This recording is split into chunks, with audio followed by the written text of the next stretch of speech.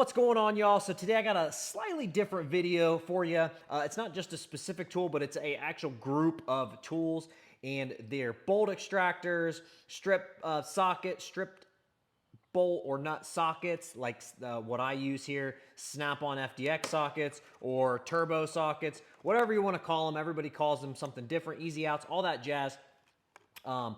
This is the tools that you're going to use when a gravy job turns into a crappy job. And so thankfully nowadays, my personal experience and just over the years, you get better at not having to deal with that as much. Not so much the rust, because obviously I'm in the rust belt, and so that's just something you're going to deal with. You can't get away from that. But as far as broken bolts and stuff, I don't deal with that nearly as much, because once I start to feel like something's going to break, I back off.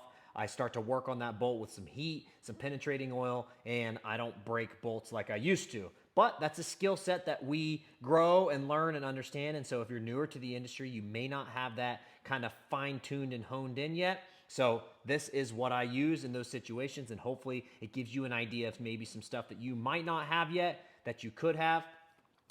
Before I get too in depth, let me know in the comments what you're using. Are you using bolt extractors like these? Are you using anything like FDX sockets? Are you using rbrt sockets? I know rbrt's got great reviews. I have the Torx rbrts. What are you using in these situations? Heat is always good, penetrating oil. I'm just curious as to what all y'all are using. How do you like it? Is it a skill set that you've grown? Do you agree with what I said about as you get better, you break less bolts? Let me know. Is that your experience as well? Please like, subscribe, share, all that jazz. You know, the normal stuff you see in YouTube videos. It really does help, and I appreciate all the content, all the love from the content. So anyways, let's get into it. So this is particularly what I use. I'm going to start with my heat. So if it's something small, I'm just going to grab MAP gas. Simple, cheap, easy, quick to grab, nothing crazy. If it's something more in depth, I need some more heat, I need something quicker, I'm going to grab the Bolt Buster. This is a heat inductor tool. Mini Ductor, Induction Innovations, and then Bolt Buster are your two main brands. They have some like cheap ones on Amazon. They don't have great reviews, and I've not heard great things about them. They don't hold up. I've had this one for 2 years. As you can tell, it's beat up. I've used the mess out of it. I do not go easy on it. I use it all the time because, like I said in the beginning of the video, I am in the rust belt. So I know, and I have torches. I know a lot of people prefer torches. That's okay. There's nothing wrong with that. I've got nothing against torches. I personally just don't like using an open flame if I don't have to. And so unless it's not something small and I can control this flame a little bit better, I will use the Bolt Buster because I don't have to worry about an open flame. I don't want to take the chance of accidentally catching something on fire, catching the car on fire, whatever. It doesn't really matter. Burning my building down. You know, you see videos like that all the time. That's just a personal preference. Everybody has their preference. Some people just absolutely love grabbing the torches. I hate dragging them out. Remembering where I left my shades at, my safety goggles, and then where I left the striker. That's typically the way it was when I was at the dealership too. You're looking everywhere for the stuff because somebody didn't put it back, whatever. This was easy. I just plug it in, push the button, rock and roll. So personal preference, again. So that's my first thing, and then I will also use some penetrating oil. I've got the Kimball Midwest penetrating oil. Everybody seems to have a different preference on penetrating oil. So far, I've liked this stuff. I just started using it a few months ago, and it's been great. Let me know what you're using. I'm curious.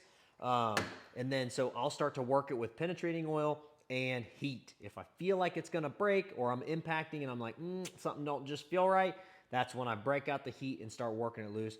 I don't want to take that chance. I'd rather take an extra 20, 30 minutes at the most to work something out slower and not break it than break it and then have to drill it out and spend all that extra time that you normally wouldn't. So, and typically it's not 20 or 30 minutes. It's like 10 or 15 minutes at the most when you're working something out. All right, so let's get into what happens or what I use when I break a bolt or if a bolt breaks or whatever. Well, first I've got a center punch. I'm going to center punch that bolt that I'm drilling out. This is a cheap one from Harbor Freight. They're okay. It works fine for what I need. I forget the name, Spring Tools or whatever. There's a couple different brands that make the pullback kind. I've heard those are really good. I don't own them. I will center punch it, and then I have the Matco hyperstep drill bits. They're made by another company. And so you can get them cheaper. So you can buy them outright for cheaper if you want, or you can buy them off the Matco truck and make payments. It doesn't really matter. When I bought these, they were the only option from Matco at that point in time, and I do love them. They're a fantastic drill bit. I've got nothing but good things to say about them. I've only heard good reviews about them. But again, I'm not drilling through stuff day in and day out, so somebody, you know, doing machine work or something might have something different to say about them. But so far, they've been fantastic for me. I use them for all other applications as well. So I'll drill it out with those, and then I've got my easy outs, bolt extractors, whatever you want to call it, from Snap-on, and you know, I'll hammer that in there and start to back it out. If I can't do that and it won't back out, I'll drill it out all the way. And then of course I've got my tap and die set here, and you want to have yourself a good set of tap sockets. So, you know, obviously these taps have square ends on them, so you want to have a good tap socket that you can put a ratchet on there. If you can fit it all in there, sometimes it's too long, but you want to have a good ratchet on there. Get you some good cutting oil, and you're going to want to tap that back out. Clean it up, make sure it's a good, nice job, make sure it's straight and all that, but you want to have good taps and dies. You want to have a good quality.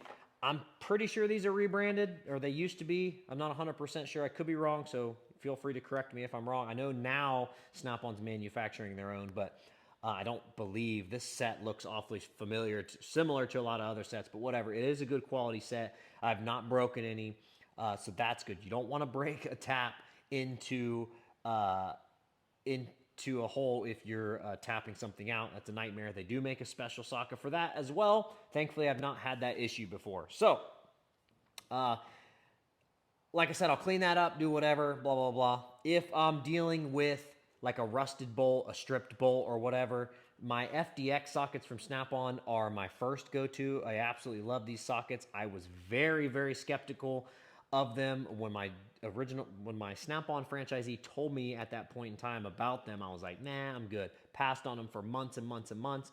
And then finally, I had seen somebody else talk about how good they were, and I was like, you know what, maybe I ought to give them a try. So I bought a set, and ever since I did, I loved them. I have multiple sizes and sets now. Absolutely love them. They are fantastic, but don't take my word for it. Try them out for yourself. And then I used to use these turbo style sockets, whatever you want to call those. I don't use these nearly as much. Every now and again, if the Snap-on FDX socket doesn't work, which is really, really rare, I mean probably like 1% of the time, I will take one of these and just hammer it on that bad boy and get it off. Or if it really comes to it, I'll take an air hammer if it's like a nut or something, and I'll just air hammer it off.